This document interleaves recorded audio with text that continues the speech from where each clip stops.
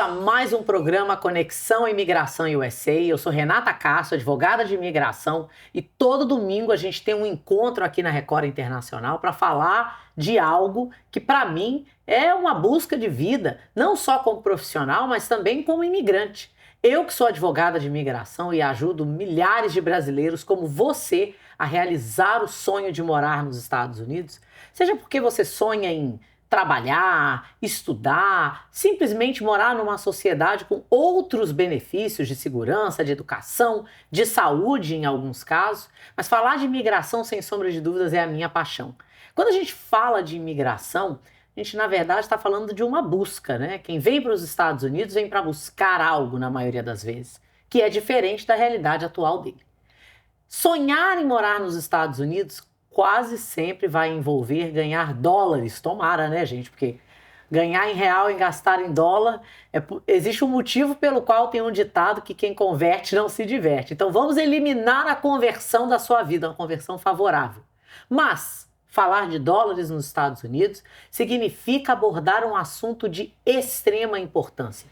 Para você, brasileiro que está no Brasil e que quer ganhar em dólar por meio de investimentos passivos, para você, brasileiro que mora nos Estados Unidos, documentado ou indocumentado e que está ganhando dólares e que não sabe até que ponto você tem uma responsabilidade tributária, esse é um assunto que eu, Renata Castro, preciso trazer um profissional que, além de meu amigo pessoal, é da minha extrema confiança, até bem porque é ele que cuida dos meus tributos, Léo Rezende, que é CPA. Léo, seja bem-vindo ao nosso programa hoje. Muito obrigado, Renata. É um prazer estar aqui presente para falar sobre um tópico que eu pessoalmente gosto muito, que é tributação. Gente, não convidem o Léo para festas, porque se ele vai falar de imposto, já acabou com a festa. Mas é um fato que tributa quem ganha dinheiro, né, Léo? Exatamente, né? As pessoas, às vezes, claro que ninguém quer pagar imposto, né? Nós temos que buscar formas de pagar o menos imposto possível dentro da lei, né? Mas se você está pagando muito imposto, na maioria das vezes quer dizer que você está ganhando dinheiro. É uma consequência, é um resultado de você ter renda e, claro, todos nós queremos ter cada vez mais renda em dólares. Sem sombra de dúvida, gente. O Léo hoje vai estar conversando com a gente a respeito de diversos cenários que eu, como advogada, encontro conversando com clientes, e o Léo encontra também no escritório dele, que atende pessoas que estão nos Estados Unidos, que estão fora dos Estados Unidos e têm necessidade de um aconselhamento tributário. Eu acho que eu gostaria de começar perguntando para o Léo, e Léo, eu queria que você falasse para quem está nos assistindo ali diretamente. Existe um mito, né, de que quem está nos Estados Unidos fora de status não tem que pagar imposto de renda. Isso é verdade, Léo? Não, isso é um mito, tá? Eu sempre gosto de explicar que existe uma grande diferença entre as leis imigratórias e as leis tributárias. Indiferente do seu status civil, se você está morando nos Estados Unidos, provavelmente você já é considerado um residente fiscal aqui nos Estados Unidos. E você fica sujeito às mesmas regras de um cidadão americano, que inclui você estar declarando para o governo americano e pagando imposto sobre o seu rendimento global. Então, mesmo você que às vezes não está com o Social Security Number e você tem renda nos Estados Unidos, a sua obrigação é você enviar sua primeira declaração de imposto de renda solicitando o ITIN Number, que é um número específico para um estrangeiro que não tem direito a declarar, a obter o Social Security Number, estar declarando a sua renda aqui nos Estados Unidos. Léo, você falou de muita coisa que eu quero destrinchar e falar a respeito delas individualmente. Legal. Você falou a respeito de algo que eu vejo muitos brasileiros que, na minha opinião, com o dólar a 5,70, é o valor que está hoje, a probabilidade de você ser tributado na sua renda mundial é muito menor. E por que é muito menor? Porque o seu patrimônio em dólar fica menor, né? A sua rentabilidade. Mas você falou de algo que, na minha opinião, é essencial, que deve ser feito antes de um planejamento imigratório, que é um planejamento tributário. Quem tem visto de turista e entra nos Estados Unidos várias vezes e passa 30 dias aqui, 20 dias ali, e Estados Unidos é o destino, né, de férias da família. Tem uma casa, a casa não gera renda, não ganha nenhum dinheiro nos Estados Unidos. essa pessoa precisa declarar imposto nos Estados Unidos, Léo? Provavelmente sim, vai depender do número de dias que essa pessoa passa fisicamente presente aqui nos Estados Unidos. Porque dependendo desse número de dias, você pode se tornar um residente fiscal e, como eu disse anteriormente, ficar sujeito às mesmas regras que um cidadão americano. Esse número de dias leva em consideração o número de dias que você está fisicamente presente nos Estados Unidos nos últimos 3 anos. É um cálculo e se você ultrapassar os 183 dias, pode ser que você tenha que declarar para o governo americano a renda que você tem lá no Brasil, mesmo não tendo renda aqui nos Estados Unidos. Declarando renda, provavelmente você pode ficar sujeito a ter que pagar um imposto adicional para o governo americano. Claro que cada caso é um caso. Sem sombra de dúvidas, Léo. E você falou de um outro tema que é super polêmico, né? Que é a questão do ITIN. Muita gente não sabe que um Social Security não é prova de status nos Estados Unidos, né?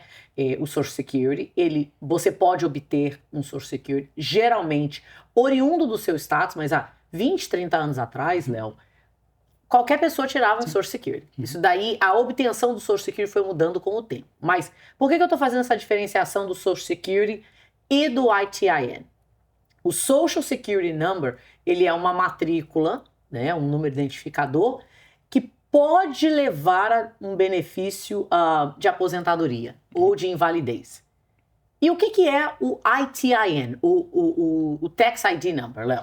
O IT Number, ele é um número que é usado para o estrangeiro que não tem direito a solicitar um número de Social Security Number, muitas das vezes por conta de seu status imigratório. Então esse número serve para esse estrangeiro declarar renda que ele tem aqui nos Estados Unidos. Então, diferente do seu status imigratório, uma pessoa que ela é estrangeira, talvez a pessoa mora no Brasil, ela está no Brasil hoje, mas ela tem renda de aluguel, tem uma casa de aluguel em Orlando. Com isso, ela passa a ter uma obrigação de declarar um imposto de renda aqui nos Estados Unidos, para poder declarar essa renda de aluguel e pagar um imposto sobre. Essa pessoa que está lá no Brasil, ela pode não ter direito a obter um número de Social Security Number, mas tem renda a declarar. Como se faz isso? Aplicando para o IT Number. Então, o IT Number tem essa específica destinação, que é declarar imposto de renda aqui nos Estados Unidos.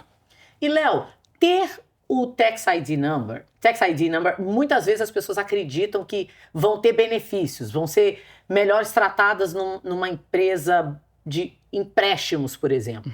O que é um mito, porque ter o Tax ID Number não quer dizer que você vai conseguir ter acesso a um empréstimo, né? Então, para eu tirar um Tax ID Number, eu preciso fazer uma declaração de imposto?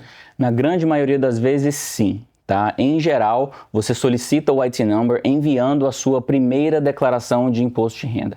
Agora, existem isenções para ter que enviar uma declaração de imposto de renda. Uma delas, como exemplo, é se você é sócio de uma LLC, que é uma empresa americana, o governo deixa você solicitar o IT Number, mostrando o comprovante que você é dono dessa empresa, para poder adiantar a emissão desse número, porque provavelmente você no ano seguinte vai precisar declarar a sua parte dos lucros dessa empresa. Mas, em geral, você solicita o IT Number enviando a sua primeira declaração de imposto de renda. Agora, muito importante falar com vocês que nos acompanham aqui, e é por isso que o programa tem uma função de entretenimento e de informação. Ultimamente, vários brasileiros que estão nos Estados Unidos com visto de estudante, Léo, eles têm aberto empresas, né, com o intuito de receber uma renda, sendo que quem tem o visto de estudante não pode trabalhar. E quem tem o visto de turista pode ter uma empresa, mas você não pode ter uma função ativa na gestão dessa empresa. Você não pode usar a empresa como uma fachada para trabalhar. E a gente recentemente viu uma onda de brasileiros com problemas imigratórios em virtude disso. Então, quando a gente fala da importância de ter uma estratégia de um Tax ID correta, e o Léo falou agora da estratégia da estrutura corporativa, é mais do que só o imposto de renda. Porque o imposto de renda e a situação imigratória, elas caminham lado a lado, né, Léo? Exatamente. E como você mesmo mencionou, qualquer pessoa, independente do seu status imigratório, se ela mora nos Estados Unidos ou mora no Brasil, ela pode ser dona de uma empresa aqui nos Estados Unidos. Não há nada que impede isso. Inclusive, o governo americano quer atrair investidores estrangeiros, querem que investidores estrangeiros abram empresa e movimentem a economia americana. Então, o fato da pessoa ser dona de uma empresa não quer dizer que ela é residente aqui ou que ela tem um status imigratório, então não tem esse pré-requisito para ela poder ser dona de uma empresa. Como você mesmo mencionou, o que ela não pode é trabalhar se ela não tiver autorização de trabalho. Então, não há problema nenhum de uma pessoa estando residente aqui ou estando fora dos Estados Unidos ser dona de uma empresa. A pessoa sempre deve estar seguindo as leis imigratórias referente ao trabalho em si e ter a autorização necessária para isso. Você sabe, Léo, que uma das coisas, eu estava super animado em trazer você aqui, eu e você fazemos um trabalho, quer dizer, eu me beneficio do seu conhecimento, levando esse conhecimento para os meus seguidores, para os meus telespectadores agora. E eu acho que é muito importante a gente falar do diferencial que é trabalhar com um CPA. Por que eu falo isso? Muita gente não sabe que a licença de CPA é mais difícil de conseguir do que uma de advogado. Até, eu não sei se eu já te falei isso, mas eu comecei fazendo faculdade de contabilidade. Eu falei, não é para mim, vou ser advogada. Mas por que eu falo isso?